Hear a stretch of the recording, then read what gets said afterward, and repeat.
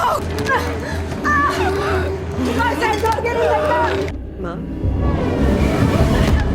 कहानी शुरू होती है ऑस्ट्रेलिया के एक शांत ग्रामीण इलाके से। क्रिसमस के दिन एक पुराने घर के अंदर रोशनी बहुत कम है, बाथटब पाले से भरा हुआ है और पानी फर्श पर फैल रहा है। एडना, एक बुजुर्ग औरत, घबराई हुई खड़ी है। माहौल अजीब है, कुछ ठीक नहीं लग रहा। और अचानक स्क्रीन काली हो जाती है। 1 साल बाद काई और उसकी बेटी सैम, जो शहर में रहती हैं, अपनी गाड़ी से एडना के उसी ग्रामीण घर की तरफ जा रही हैं। एडना, काई की माँ और सैम की नानी, पिछले कई दिनों से गायब है। पड़ोसियों और दोस्तों को नहीं पता वो कहाँ है। आखिरी बार काई की उससे फोन पर बात हुई थी हफ्तों पहले। काई परेशान है और सैम को साथ लाई है ताकि वो खुद सब कुछ देख सके। जब वो घर पहुंचती हैं तो घर पूरी तरह बिखरा हुआ मिलता है। हर तरफ धूल है, दीवारों, कोनों और खिड़कियों पर एक अजीब काली फफूंदी फैली हुई है। टेबल पर सड़े हुए फल पड़े हैं और पूरे घर में चिपकी हुई नोट्स हैं। कुछ नोट्स बिल्कुल मामूली हैं, जैसे दवा ले लो, अलार्म बंद करना, लेकिन कुछ नोट्स डराने वाले हैं, उसका पीछा मत करना, दूर रहो। घर की हालत और ये सारी चीजें एक ही बात इशारा करती हैं,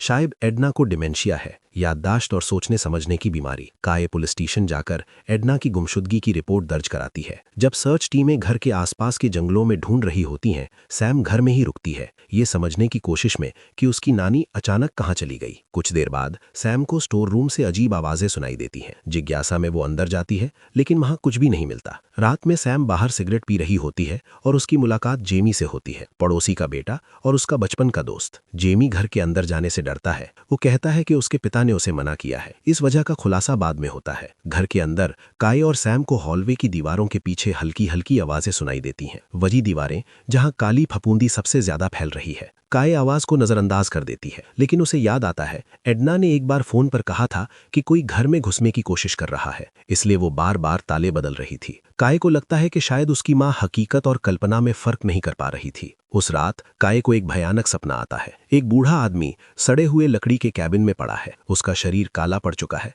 और वो बिल्कुल अकेला मर गया है, भुला दिया गया। सुबह काई उठती है और देखती है एडना आराम से चाय बना रही है, जैसे कुछ हुआ ही ना हो। सैम भी उतनी ही हैरान है। जब वो पूछती हैं कि वो कहाँ थी, एडना बस इतना कहती है, मुझे याद नहीं। उसका बर्ताव अजीब है, शांत, सभ्य, लेकिन ठंडा। कुछ ठीक नहीं लग रहा। शारीरिक तौर पर वो ठीक दिखती है, लेकिन मानसिक रूप से बिल्कुल अस्थिर। डॉक्टर उसे देखने आता है। रिपोर्ट में सब नॉर्मल है, लेकिन उसके सीने पर एक काला दाग नोट करता है। जब काई पूछती है, एडना अनजान बनने की कोशिश करती है। डॉक्टर काई को सलाह देता है, उसे अकेला मत छोड़ना, वो अब खुद की देखभाल नहीं कर पाएगी। काई खुद को फंसा हुआ महसूस करती है। शहर में उसकी जिंदगी पहले ही मुश्किलों से भरी है और वो हर वक्त अपनी माँ के साथ नहीं रह सकती। उसके दिमाग में एक मुश्किल फैसला आता है, एडना को ओल्ड एज होम भेजना। एक रात सैम को एक पुरानी स्केचबुक मिलती है। उसमें बने कुछ ड्राइंग्स देखकर काई तुरंत डर जाती है। एक छोटा सा लकड़ी का कैबिन। सैम पूछती है तो काई धीरे से सच बताती है। वो कैबिन उसके नाना का घर था, वही आदमी जो उसके सपने में आया था। वो भी डिमेंशिया से पीड़ित था।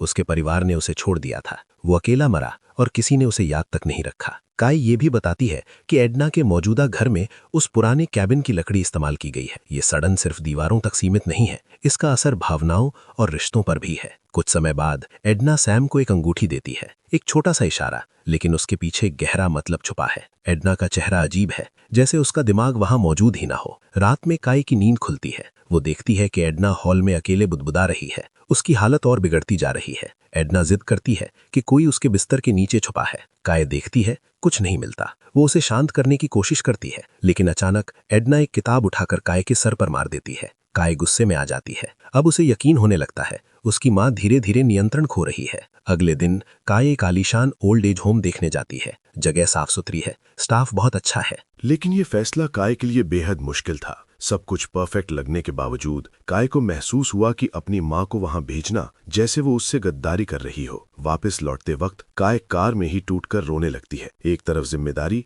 और दूसरी तरफ अपराध बोध। जब वो घर लौटती हैं तो माहौल कुछ देर के लिए शांत हो जाता है। एडना और सैम साथ में वक्त बिताते हैं, म्यूजिक सुनते हैं और हॉल में धीरे धीरे डांस करते हैं। एक छोटा सा पल जिसमें लगता है कि एडना फिर से अपनी पुरानी हालत में लौट आई है। लेकिन जैसे ही सैम एडना को बताती है कि काई उसे ओल्ड एज होम भेजने की सोच रही है, सब कुछ बदल जाता है। एडना अचानक सख्त हो जाती है। उसकी नजर सैम की उंगली में पड़े उस अंगूठी पर जाती है जो उसने पिछली रात उसे दी थी। वो अंगूठी वापस लेने की कोशिश करती है। वो पल डरावना था और साफ दिखाता है कि डिमेंशिया कितना बेरहम और अनप्रेडिक्टेबल होता है। उस रात सैम देखती है कि एडना अकेली स्टोर रूम के दरवाजे के पास खड़ी है। जब सैम पूछती है कि वो क्या कर रही है, एडना फुसफुसाकर कहती है, जो चीजें घर में घुसती हैं शायद वहीं छुपी हों। उसकी आवाज अजीब है, वो बेतुकी बातें कर रही है। उसे पूरा यकीन है कि कोई उन्हें देख रहा है। एडना को लगने लगता है कि काय उसे दूर करना चाहती है। उसके अंदर डर है, धोखा महसूस करने का डर और अपने ही ऊपर से कंट्रोल खोने का डर। सिर्फ घर पर नहीं, अपनी पहचान पर भी। उसी रात काय को एक और भयानक सपना आता है। एडना उसी पुराने लकड़ी के कैबिन में कैद है। खिड़कियां और दीवारें उसी काली फफूंदी से ढकी हैं जो एडना के शरीर पर फैल रही है। ये सपना सिर्फ सपना नहीं था, ये टूटने, याददाश्त खोने और पीढ़ियों से चले आ रहे जख्मों का प्रतीक था। सुबह सैम पड़ोसी जेमी के पिता से बात करने जाती है और वहां एक कड़वी सच्चाई सामने आती है। कुछ महीने पहले एडना और जेमी हाइड एंड सीक खेल रहे थे। जेमी, जो डाउन सिंड्रोम से पीड़ित है, स्टोर रूम में छुप गया था। एडना खेल भूल गई और गलती से उसे अंदर बंद कर दिया। जेमी घंटों दीवारें खटखटाता रहा, लेकिन एडना कभी नहीं आई। उस दिन के बाद जेमी के पिता ने उसे उस घर के पास जाने से मना कर दिया। सैम डर जाती है, वो माफी मांगती है और पहली बार समझती है कि एडना की हालत सिर्फ भावनात्मक नहीं बल्कि शारीरिक तौर पर भी खतरनाक हो चुकी है। उसी समय एडना घर लौटती है। उसके हाथ में फैमिली फोटो एल्बम होता है। काय उसे चुपचाप फॉलो करती है।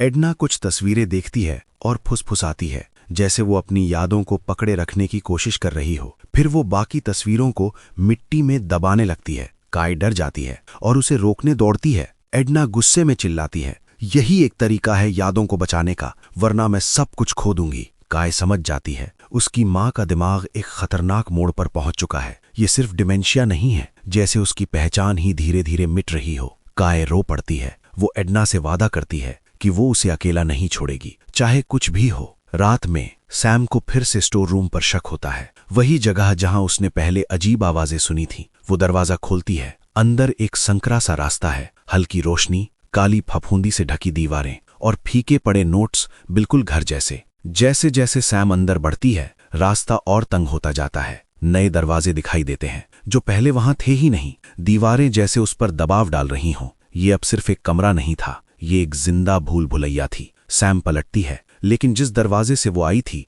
वो गायब हो चुका होता है। वो फंस चुकी थी। उसी वक्त एडना बाथटब में होती है। काली फफूंदी उसके सीने और शरीर पर फैल चुकी है। दर्द और डर में वो एक चाकू उठाती है और अपने सीने को काटने लगती है, जैसे उस चीज को बाहर निकालना चाहती हो जो उसे खा रही है। पानी बहने लगता है। काय आवाज सुनती है और बाथरूम की तरफ भागती है। दरवाजा खटखटाती है, आवाज देती है, कोई जवाब नहीं। वो दरवाजा तोड़ देती है। अंदर एडना बाथटब में पड़ी है। उसका सीना काला पड़ चुका है, हाथ में चाकू है और तभी बिजली चली जाती है। पूरा घर अंधेरे और सन्नाटे में डूब जाता है। काय एक मोमबत्ती जलाती है और एडना को ढूंढने लगती है। वो उसे गलियारे में भागते हुए देखती है और फिर स्टोर रूम में गायब होते हुए देखती है। वही भूल भुलैया जहां सैम फंसी हुई है। काय उसके पीछे जाती है। एडना की सफेद त्वचा उखड़ने लगती है। उसका शरीर बदलने लगता है। वो एक डरावने प्राणी में बदल जाती है, बिल्कुल वैसा जैसा काय ने अपने दादा के सपने में देखा था। एडना हिंसक हो जाती है, जैसे उस पर किसी चीज ने कब्जा कर लिया हो।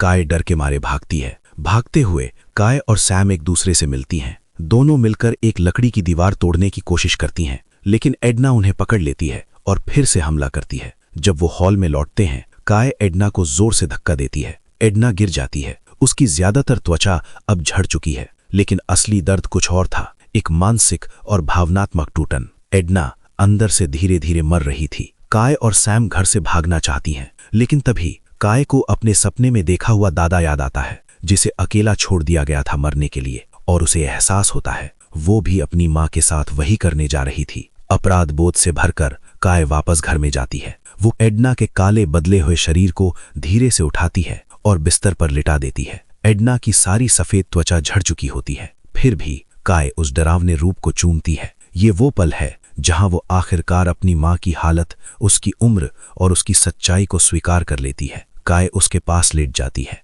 कुछ देर बाद सैम भी आकर उनके साथ लेट जाती है। तभी सैम देखती है काय की पीठ पर एक काला दाग उभर रहा है, एक इशारा कि डिमेंशिया शायद वंशानुगत है और एक दिन ये काय तक भी पहुंच सकता है, और शायद कभी सैम को अपनी माँ को उसी हालत में देखना पड़े। यहीं फिल्म खत्म होती है, लेकिन ये फिल्म सिर्फ हॉरर नहीं है। ये उस दर्द की कहानी है जब कोई अपना धीरे धीरे अंदर से गायब होने लगता है। एडना किसी भूत से नहीं लड़ रही थी, वो डिमेंशिया से जूझ रही थी, एक धीमी दर्दनाक बीमारी जो आपकी यादें, आपकी पहचान और आपकी जिंदगी पर से आपका कंट्रोल छीन लेती है। घर में फैली काली फफूंदी इस बात का प्रतीक है कि ये बीमारी कितनी खामोशी से फैलती है।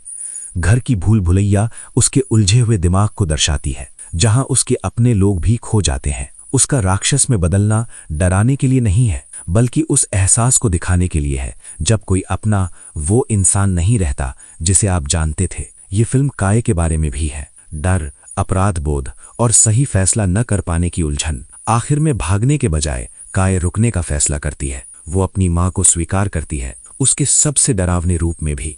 असली मैसेज यही है, जिनसे आप प्यार करते हो उनसे मत भागो, उन्हें थामे रखो, उनके साथ रहो, उन्हें प्यार करो, भले ही वो प्यार आपको चोट क्यों ना पहुंचाए, क्योंकि एक दिन हो सकता है हम खुद उसी जगह खड़े हों।